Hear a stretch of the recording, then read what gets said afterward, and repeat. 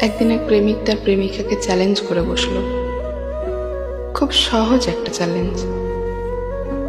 তুমি যদি আমাকে সত্যিই ভালোবাসো, তাহলে তুমি আমার সাথে একটা সম্পূর্ণ দিন কোনো রকম যোগাযোগ করবে না।